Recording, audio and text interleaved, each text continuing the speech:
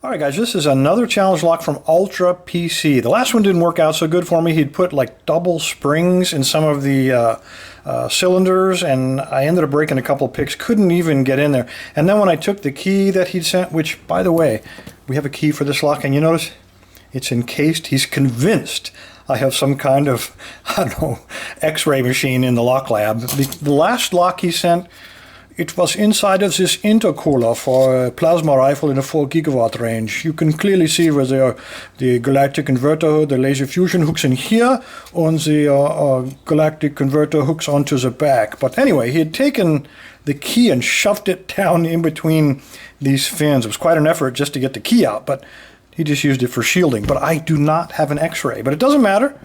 We're going to try to get into this lock. He calls this the Iceman Model 2A. So let's see if we can get into this thing. All right, get that vise over here. Onze plasma rifle intercooler out of the way.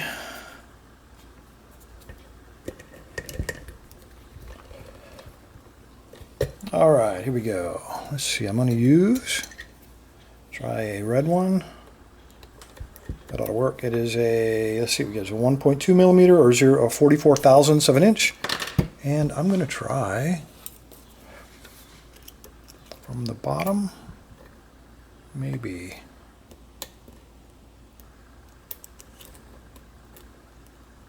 Okay, I'm counting 6 pins, and again I can feel some difference in the tension on these pins. I believe there are 6, but this pin is dragging on that piece of warding.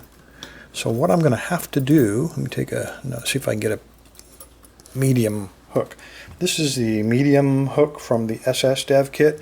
I'm going to have to try to fight it from this ledge on this side. He won't, he's too thick, he's 25 thousandths. He definitely will not work from the bottom. So I got to go from an angle. And let's see what we got here. I hope I won't have to use the plasma rifle on it. All right, we've got a lot of flop in here. All right, all the way in. I'm going to put heavy tension to begin. And now that tick has already fallen on me. All right, heavy tension to seize up the first one at least. And everybody's springy except number, it's right in the back there. Like number 6. I'm gonna have to lighten up. He doesn't want to pick. Come on. Maybe not. He couldn't be set already. It's got to be him. Everybody else is springy.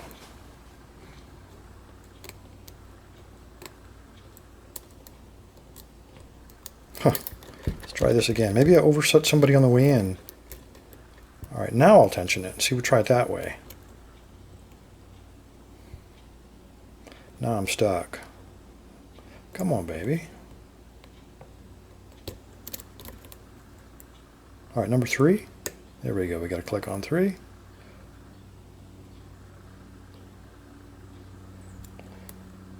Number 2.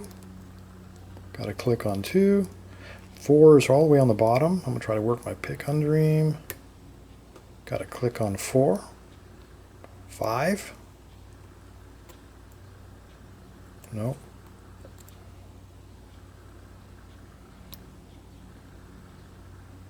Got no feedback on anybody. Number 1. I got a little bit of counter rotation on 1. Got a good click off of him. I don't have any false set. It's surprising. So I'm thinking we're dealing with some serrateds here. I am on pin 5. Got a little bit of counter rotation. You can see it on 5.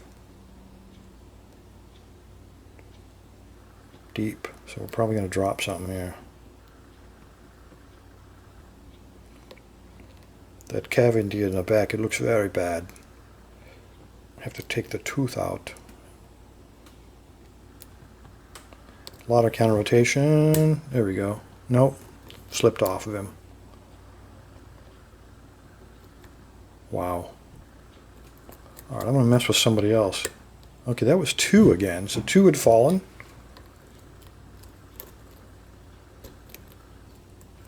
6 is springy. I'm on 4. No, I'm sorry, 5. Again, he's the only one binding, so it's got to be him. Probably going to I'm going to force him. I'm probably going to drop everybody else, but everybody else is just springy. Wow.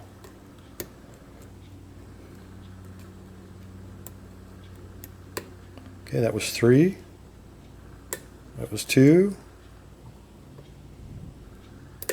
That was 1. I got to click. Okay, almost surely. A lot of serrations in here for sure. I'm on 5. Again, I'm getting that counter rotation. Okay, that time, oh, now we got a very deep fault set going. So 5 is probably serrated. And I think it was like the 3rd click that got us this fault set. And I'm getting nothing. Deep fault set, but no feedback. Here we go. Counter rotation on 3.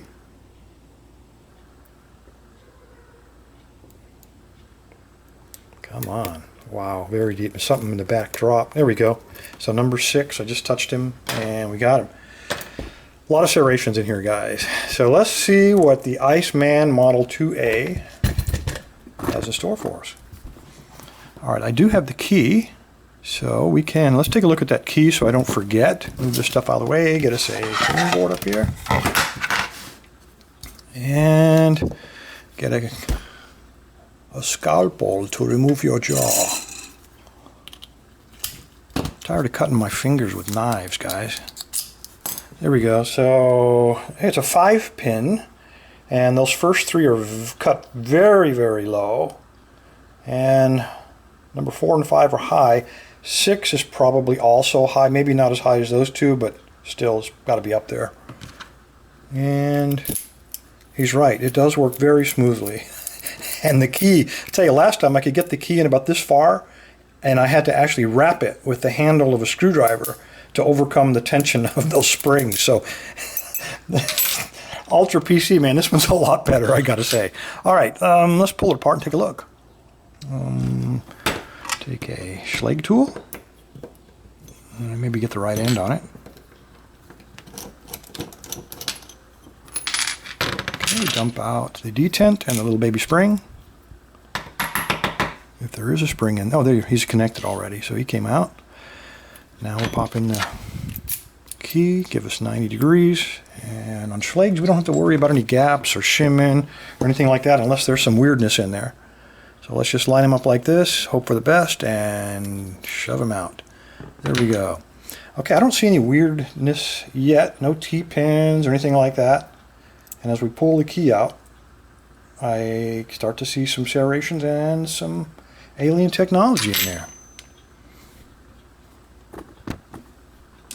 All right, we got a serrated on the first one, very long pin, serrated on number 2. Number 3, no serrations, but let me get tweezers here. We have a wafer, looks like, a master wafer. Either that or I overpicked. I hope that's not the driver pin. Okay, number 4, spool on the top of that key pin. Another one, we have another one with a wafer, a master wafer, very thin one. No other serrations. Again, I might have overpicked this guy. We'll know when we get into the upper chamber. And number 6, a very longer than I would have expected. It's got some grooves cut in there, not quite serrations and not quite spools, but somewhere in between. And I think the reason he cut all of those, caught a glance of this, every single chamber were threaded all the way down. Nice threads, by the way, very sharp edge, designed to grab those serrations. Let's see what we got upstairs. Where'd those tweet? There we go, right in front of me. All right, number 1, we have a, looks like a commercial spool. Tilt this up just a little bit. Number 2, a homemade serrated.